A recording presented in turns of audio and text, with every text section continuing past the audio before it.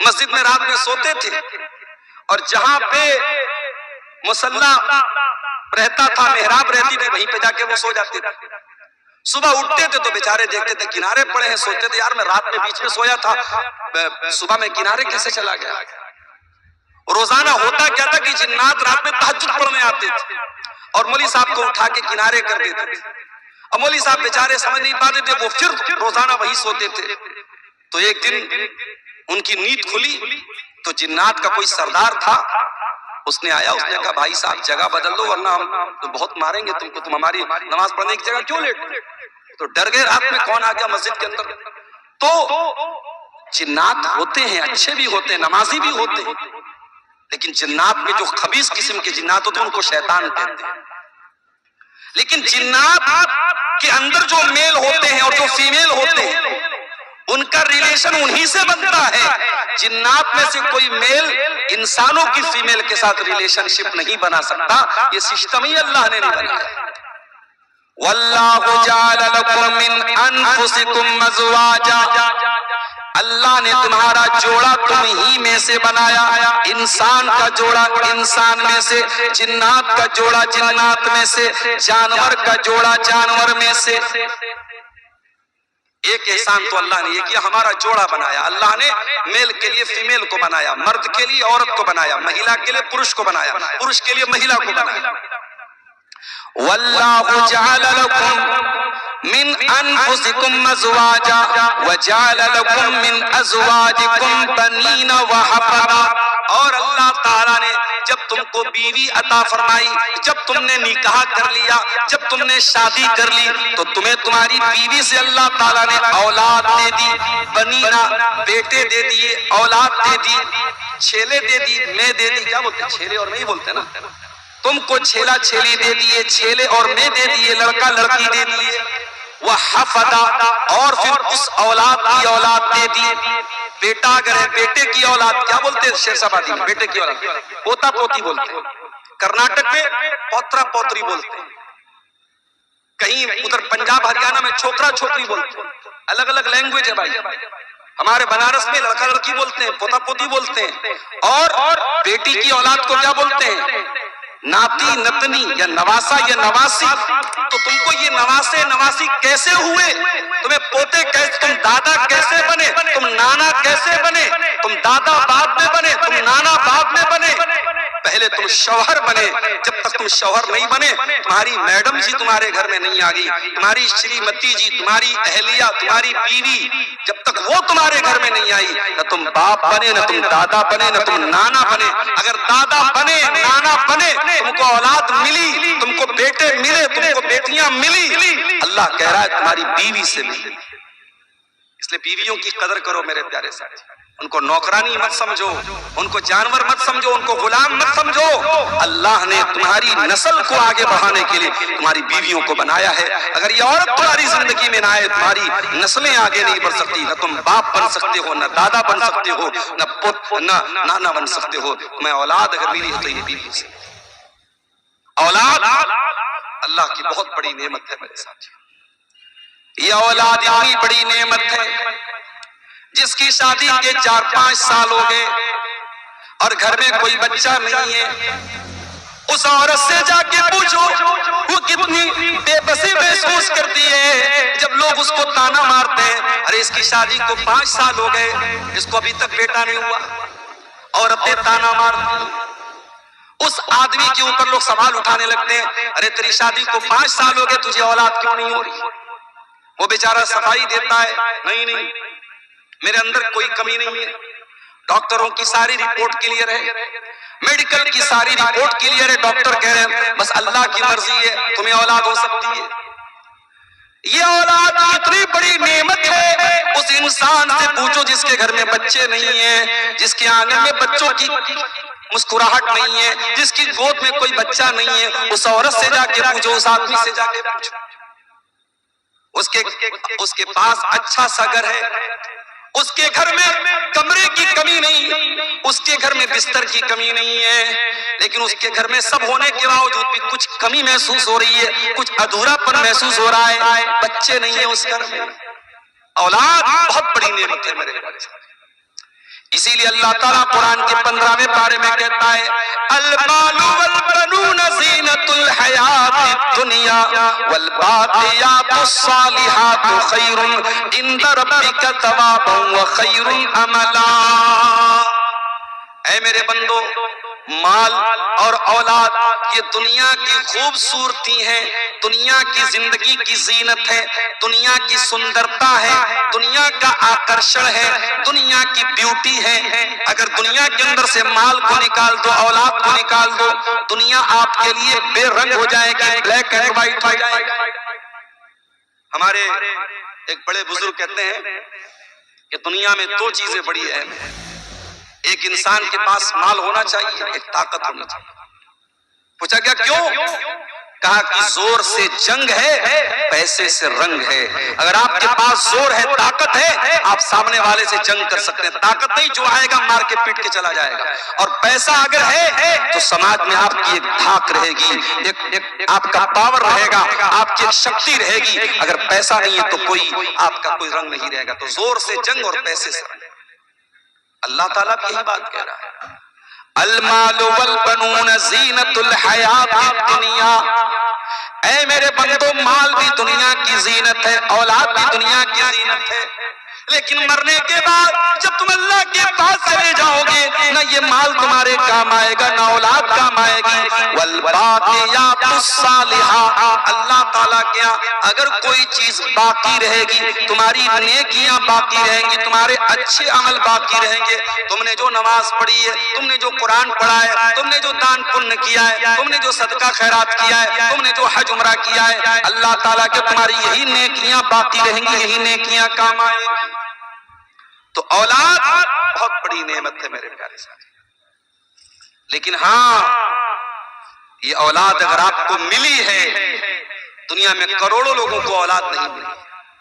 اگر آپ کے گھر میں اولاد ہے اور آپ بچوں کے باپ ہیں، آپ کے گھر میں بیٹی ہے، بیٹا ہے، تو میری پیاری ماں اور بہنوں آپ بھی سن لیجئے، اور میرے بھائیوں آپ بھی سن لیجئے، اولاد بہت بڑی نعمت بھی ہے اور بہت بڑی رسپانسبلٹی بھی ہے، بہت بڑا دائتو بھی ہے، بہت بڑا کرتویہ بھی ہے، بہت بڑی ذمہ داری بھی ہے۔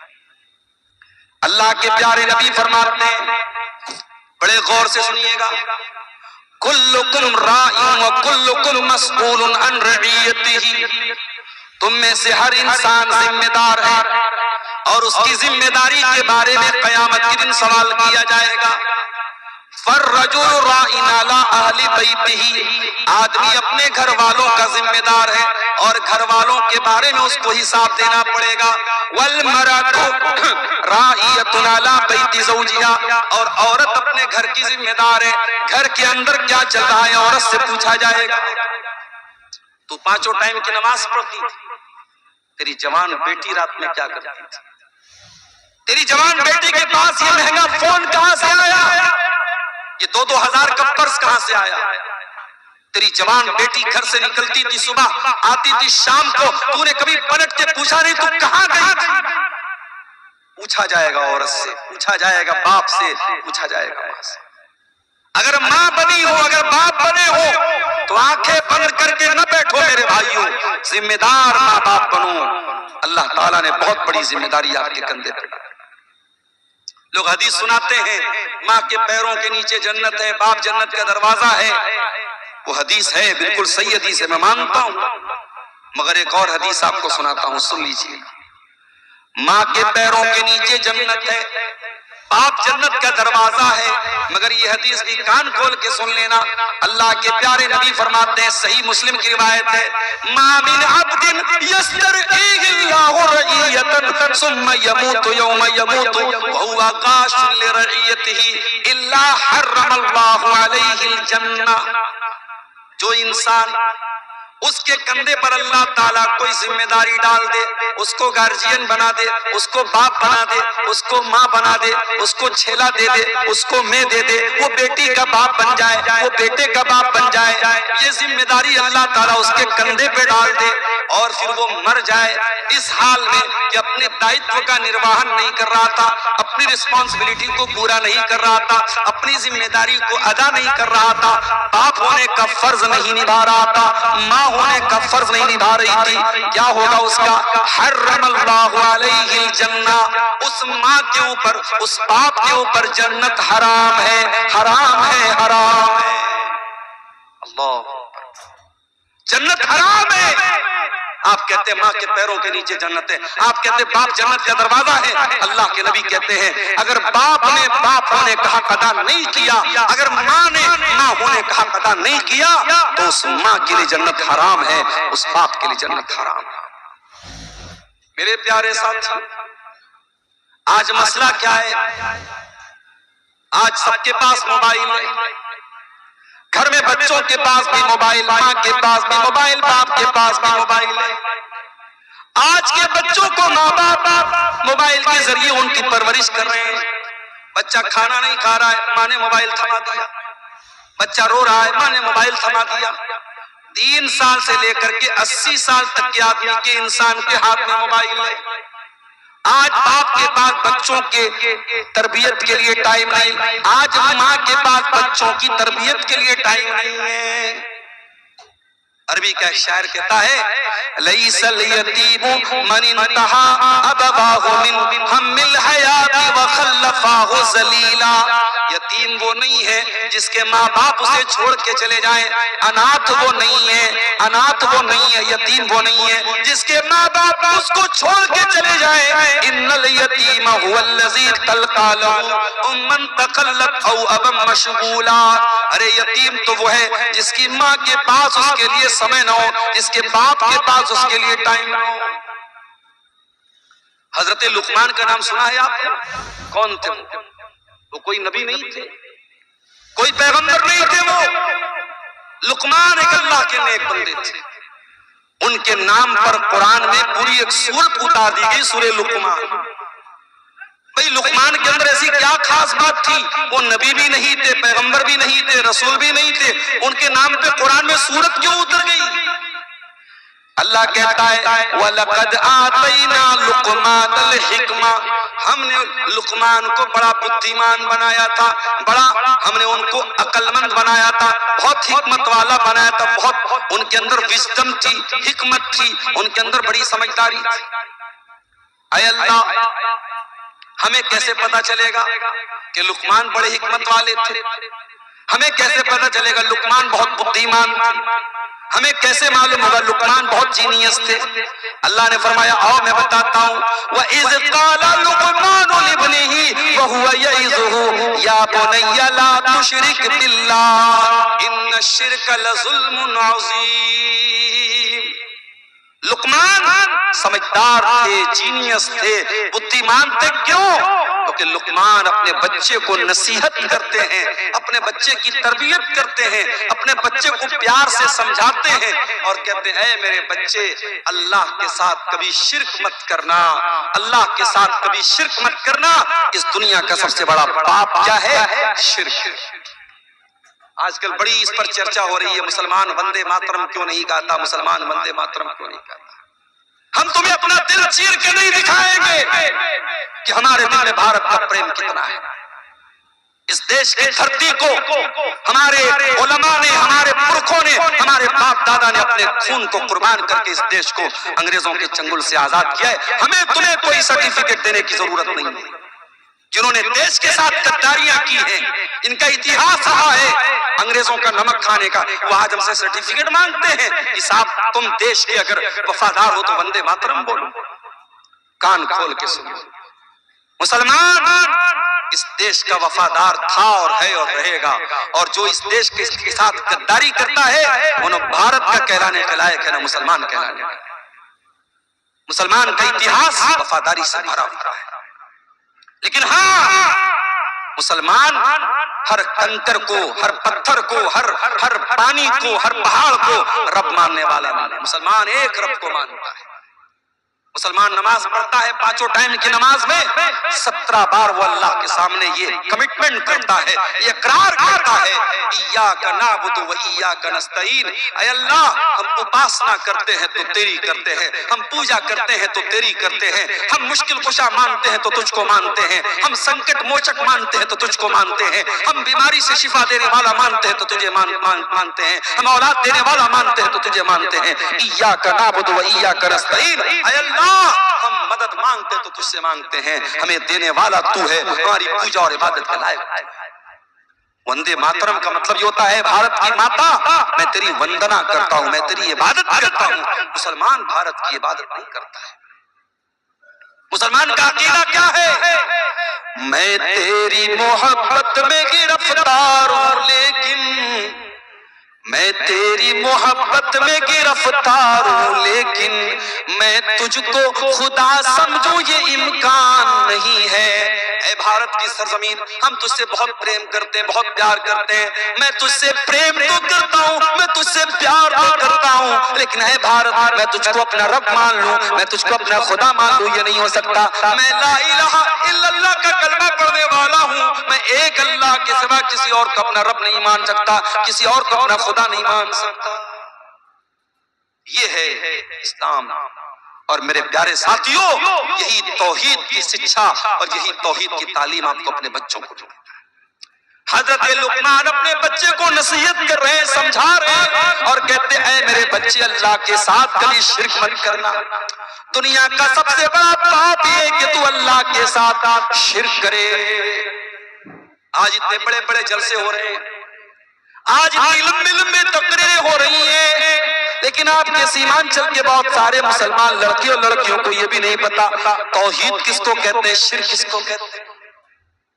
ناجانکاری میں بہت سارے ایسے کام بھی آج ہمارے سماج میں ہو رہے ہیں جو نہیں ہونے چاہیے۔ اسی ارریا کی سرزمین پر مجھے لوگوں نے بتایا اجتماع ہو رہا ہے۔ کیسا اجتماع ہو رہا ہے؟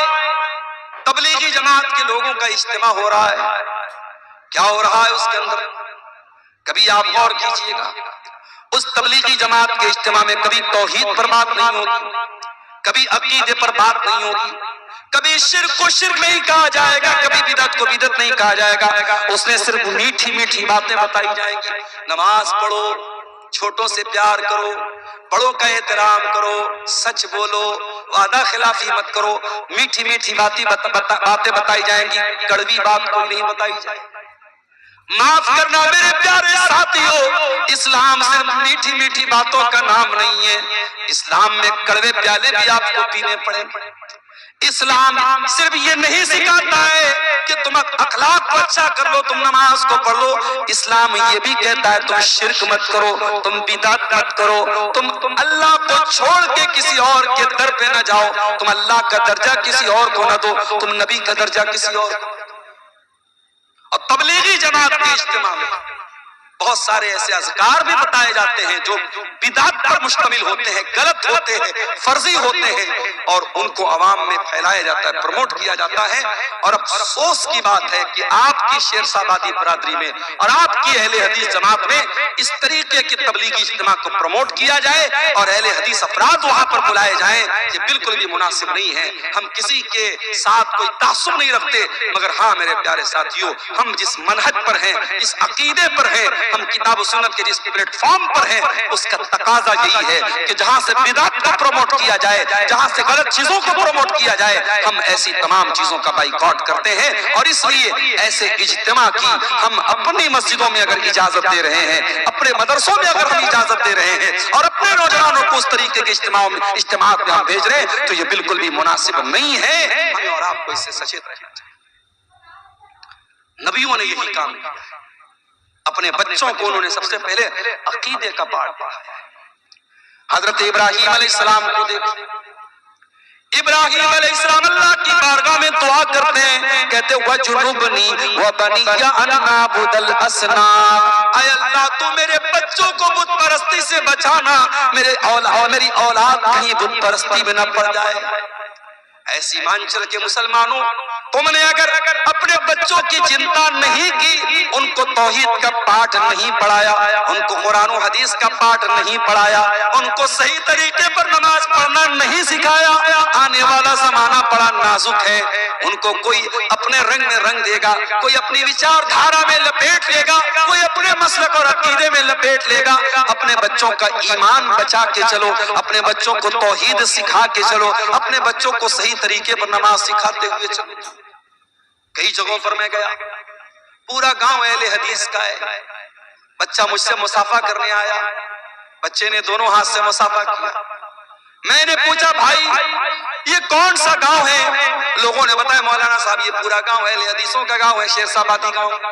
میں نے کہا بچہ دونوں ہاتھ سے مصافحہ کیوں کر رہا ہے؟ کیا اس کو یہ نہیں بتایا گیا کہ سنت طریقہ یہ ہے ایک ہاتھ سے مصافحہ کیا جائے؟ لوگوں نے کہا مولانا صاحب اس کے باپ فلاں جگہ رہتے ہیں، وہاں دو ہاتھ سے مصافحہ کا رواج، وہیں یہ بچہ بھی رہتا ہے، اس لیے وہیں سے وہ چیز سیکھ کر کے آیا۔ آپ کے بچے، آپ ان کو کچھ بتائیں یا نہ بتائیں، آپ کے سماج میں جو پرچلت ہے، جو چل رہا ہے، جو ہو رہا ہے، بچے اسی سے سیکھتے ہیں میرے پیارے صاحب۔ اگر آپ کے سماج میں لڑکیاں پردہ نہیں کریں گی، اگر آپ کے سماج میں لڑکی نقاب میں نہیں نکلے گی، تو آپ کی بیٹی بھی جب جوان ہوگی وہ گھر سے بغیر نقاب کے نکلے گی، اس کو بتانا نہیں پڑے گا۔ سماج میں جو چل رہا ہے آپ کی بیٹی بھی اسی سے پربھاوت ہو جائے گی، اسی سے متاثر ہو جائے گی۔ اس لیے میرے پیارے ساتھیوں، سماج میں کیا چل رہا ہے یہ مت دیکھو، اللہ کیا چاہتا ہے، رسول کیا چاہتے ہیں، وہی اپنے بچوں کو بتاؤ اور سکھاؤ۔ حضرت ابراہیم علیہ السلام اللہ سے دعا کرتے ہیں وَجُنُبْنِي وَبَنِيَّ أَن نَعْبُدَ الْأَصْنَامَ، اے اللہ تو میرے بچوں کو بت پرستی سے بچا لے۔ آپ کے مرنے کا ٹائم آتا ہے، آپ اپنے بچوں کو بلاتے ہیں، میں اتنی زمین چھوڑ کے جا رہا ہوں، اتنا کھیت چھوڑ کے جا رہا ہوں، زمین کے بارے میں وصیت کر کے جاتے ہیں، کھیتوں کے بارے میں وصیت کر کے جاتے ہیں، اپنے بچوں کو زمین و جائیداد کے بارے میں بتا کے جاتے ہیں۔ آؤ اللہ کا ایک نبی بھی انتقال کرنے والا ہے، اس نبی کا نام یعقوب علیہ السلام ہے۔ ام کنتم شہداء اذ حضر یعقوب الموت، یاد کرو جب یعقوب کی موت کا ٹائم آ گیا، اذ قال لبنیہ، جب یعقوب علیہ السلام نے اپنے 12 بیٹوں کو بلایا، ان کے 12 بیٹے تھے، ان کے 12 بیٹے تھے اور ایک بیٹے کا نام یوسف تھا، انہی کے 12 بیٹوں کو بنی اسرائیل کہا جاتا ہے۔ یعقوب علیہ السلام کا دوسرا نام اسرائیل تھا، انہی کے 12 بیٹوں کو بنی اسرائیل کہا جاتا ہے۔ یعقوب علیہ السلام کا آخری ٹائم ہے، انتم سمے ہے، مرتیو کا سمے ہے، موت کا ٹائم ہے۔ اپنے 12 بیٹوں سے جو چارپائی کے آس پاس کھڑے ہیں، حضرت یعقوب کیا پوچھتے ہیں؟ یہ نہیں پوچھتے میرے بچوں میرے کھیت کا کیا کرو گے، میرے گھر کا کیا کرو گے، میری جائیداد کا کیا کرو گے، پوچھتے ما تعبدون من بعدی، اے میرے بچوں تم میرے بعد کس کی عبادت کرو گے، کس کے آگے سر جھکاؤ گے، کس سے دعا کرو گے، کس کے آگے اپنا ماتھا ٹیکو گے؟ ما تعبدون من بعدی، اے میرے بچوں تم میرے بعد کس کی عبادت کرو گے؟ قالوا نعبد الہک و الہ آبائک ابراہیم و اسماعیل و اسحاق الہا واحدا۔ 12 کے 12 بیٹے کہتے ابا جان آپ چنتا نہ کریں، آپ ٹینشن نہ لیں، آپ فکر نہ کریں، ہم اسی ایک اللہ کی عبادت کریں گے جس کی عبادت آپ کرتے ہیں اور جس کی عبادت ہمارے باپ دادا ابراہیم کرتے تھے، اسماعیل کرتے تھے، اسحاق کرتے تھے۔ آپ نے کبھی بتایا اپنے بچوں کو کس کی عبادت کرنی چاہیے؟ کبھی بتایا اپنے بچوں کو شرک کیا ہے، توحید کیا ہے؟ نہیں بتایا میرے پیارے۔ یہ اولاد آپ کے گلے کا ہار بن جائے گی میرے بھائی، یہ اولاد آپ کے گلے کا پھندا بن جائے گی۔ کل قیامت میں اللہ پوچھے گا اے شیر صاحبادی سماج سے تعلق رکھنے والے مسلمان، ایسی مانچل کی دھرتی پہ رہنے والے مسلمان، تو ایک ایسے ماحول میں پیدا ہوا جہاں ہر طرف مسلمان تھے، جہاں ہر طرف قرآن و حدیث پہ چلنے والے تھے، ہر طرف قرآن و حدیث پہ چلنے والے لوگ تھے، ایسے ماحول اور سماج میں تو پیدا ہوا تھا۔ تیرے سماج میں ہر سال سینکڑوں جلسے ہوا کرتے تھے، پورے بھارت کے مولانا لوگ علماء تیری بستیوں میں آیا کرتے تھے، تو نے اپنے بچوں کو توحید کیوں نہیں بتائی؟ تیری بیٹی توحید سے دور کیوں، تیرا بچہ توحید سے دور کیوں؟ جانتے ہو توحید کیا ہے؟ اور توحید کی ایک جھلک آپ کو بتا دیتا ہوں. اللہ کے پیارے نبی اپنے چچا کے بیٹے عبداللہ بن عباس سے، عبداللہ بن عباس کون تھے؟ نبی کے چچا کے بیٹے تھے. اور اللہ کے پیارے نبی جب رات میں نماز پڑھنے کے لیے اٹھتے تھے، عبداللہ بن عباس وضو کا پانی لا کے دیتے تھے. او لوگو، تمہارے گاؤں میں علماء جاتے ہیں، تم اپنے بچوں کو علماء سے ملاتے تک نہیں ہو. ارے گاؤں میں کوئی باہر سے عالم آ جائے، بچے کو لے کے پہنچو، بچے سے کہو بیٹا مولانا کو سلام کرو، مولانا سے مصافحہ کرو. اپنے بچوں کے دل میں علماء کا احترام بھی پیدا کرو. یہ ہم کو نبی نے سکھایا، یہ صحابہ نے سکھایا. رات کا وقت ہے، اللہ کے پیارے نبی تہجد کی نماز کے لیے کھڑے ہو رہے ہیں اور عبداللہ بن عباس وضو کا پانی لے کے آ رہے ہیں. نبی نے پوچھا یہ پانی کون لایا؟ کسی نے کہا اللہ کے نبی یہ پانی عبداللہ بن عباس لے کے آیا. رات کا وقت ہے، قبولیت کا وقت ہے. اللہ کے نبی دعا کرتے ہیں اللہم علمہ القرآن. اے اللہ تو ابن عباس کو قرآن کا عالم بنا دے. اے اللہ تو اس بچے کو قرآن کا عالم بنا دے. نبی کی دعا تھی، رات کا وقت تھا، رات کا سناٹا تھا، اللہ نے یہ دعا قبول کر لی. اور آج قرآن کی کوئی بھی تفسیر اٹھا کے دیکھ لو، قرآن کی ہر آیت میں اگر سب سے زیادہ کسی کی تفسیر آپ کو ملے گی، سب سے زیادہ کسی کا قول آپ کو ملے گا،